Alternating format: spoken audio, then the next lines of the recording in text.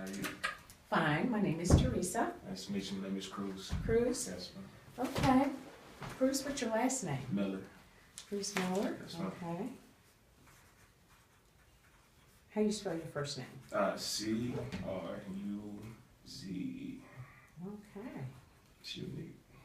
All right. It is unique. Yeah.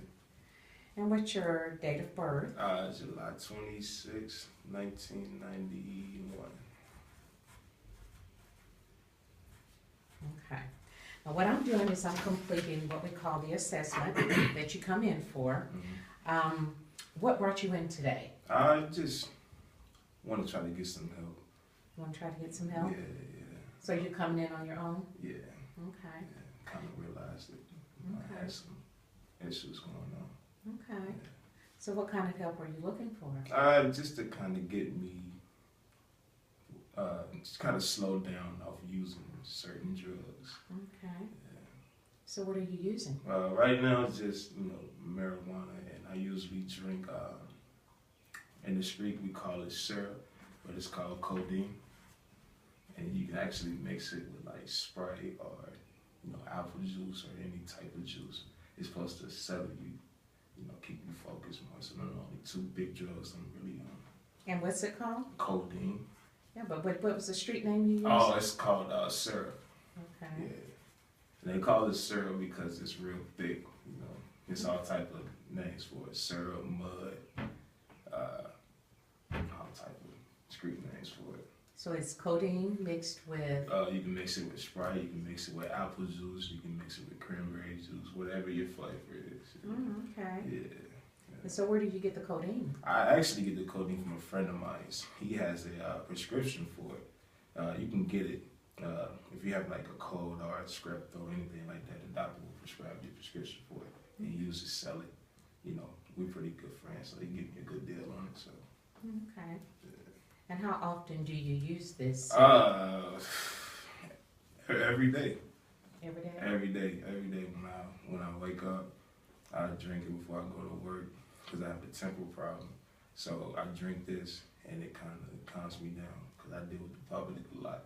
Mm-hmm. So if I don't drink it in the morning, I'll be rage and have so much anger in me. So I have to drink it to remain calm. Okay. Okay. I understand. Mm. And it's called syrup, and you use it just once a day? Yeah. And how long does that keep you? It keep me going for about a good 5 hours because I work at 9 to 8 hour shifts, so it keeps me going for about half my shift. Okay. And then when I get off from work, that's when I indulge in my marijuana. Okay. So you smoke the marijuana when you get off from work, but you do the syrup before you go to work? In the morning, yeah. Oh, in the morning. Yeah, it's a routine. Okay. Yeah. And like you said, you come in here on your own. So Yeah. tell me what happened that made you feel like you needed to come in and slow down. What was the thing that happened? Somebody told me, he's not a real good friend of mine, but he kind of know me real well. And he said, I'm not acting like myself. Like, we was having a conversation a few days ago, and he was talking to me. He said I was just staring. Like, I just had this blank look at my face, and you can tell something was wrong with me. And he said, man, I care about you, so I want you to just go get yourself checked out, on your own will. And I didn't. He usually tells me that, but I don't believe him. So, but this time I actually kind of do.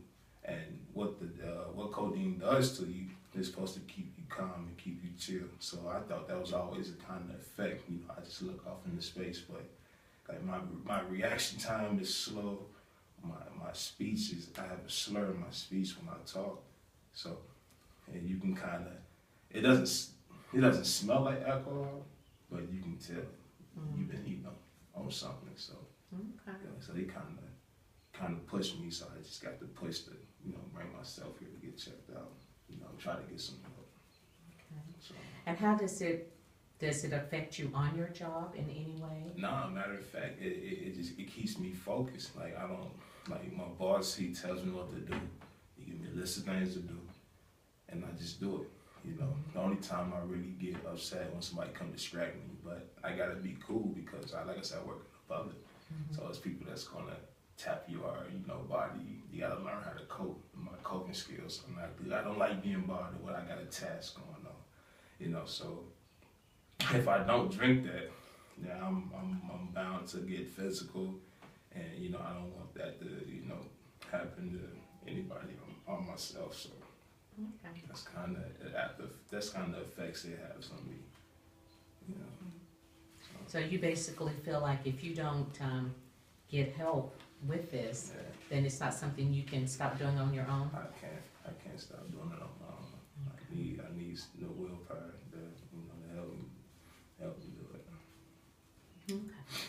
Well, the form that I have here it's our consent for treatment services. Right. So I need your signature to give us permission for treatment, okay? So if I can get your name and today's date here, and basically this just says that you have received our handbook that we gave you when you first came in, and that you're giving us permission to treat you. And if you just kind of read down through there and just give me sign off on it, and I'll sign off underneath you, okay? So just read through it. Mm-hmm. If you have questions about any of it, just let me know. Yes, ma'am.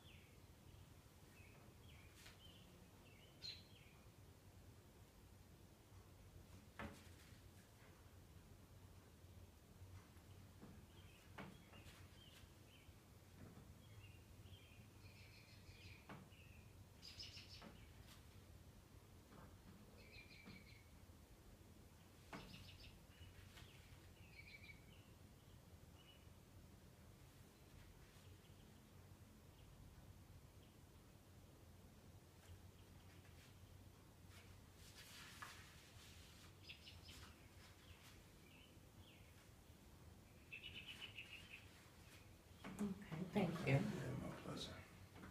Now, this right here this is our treatment expectations, that you gave us permission to treat you. Right. And this just basically says that you agree to attend and participate in scheduled appointments as needed to achieve personal goals. And failure to attend 2 appointments may result in the case closure, basically meaning that we may choose not to help you any further if you don't have interest in completing or doing their treatment expectations yourself. Right. And also too, you weren't referred by anybody, but this basically says that too, that the referral source, that we will notify them to let them know that you're not completing the expectations as well. But since you're bringing yourself in, that has nothing to do with you. But still yet, I'd like for you to read through the treatment expectations. It's basically, like I said, saying that you agree to come to the meetings. Like if we set you up for group meetings, that you'll attend the group meetings. If for some reason you can't make it, you'll give us a call to let us know. Also that if we have you scheduled for a treatment plan, like if we scheduled you out somewhere, then you have a responsibility of attending that, okay? So basically too, when you come in to our facility, you cannot bring any guns, knives, or weapons, or they're not permitted in our agency. Right. And or on the grounds, and if the discovery of any weapons on the grounds, you'll be discharged from the program and or criminal prosecution, okay? It says that too, that you'll remain free from all mood-altering substances while you're here working with us too, and will submit a negative drug test prior to the completion of the program. So by the end of the program, you're going to be expected to do a drug test, and it has to be negative. How long? I'm sorry to cut you off. How long is the program usually? Well, it just depends. After we go through the assessment, after we go through this process, and after we determine, if we come to an agreement of what you feel like you would need for a treatment plan, at the end of that treatment plan, and it may be sporadically that we do drug testing because we've been known to do that, okay? So while you're participating with us, you're expected to pass the drug test, okay? Makes sense.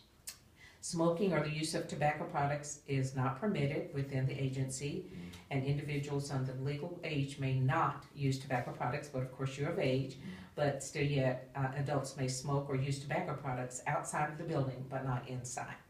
And this is basically saying you understand. Read through this briefly, and Okay. you know, any questions that you may have, you can ask me.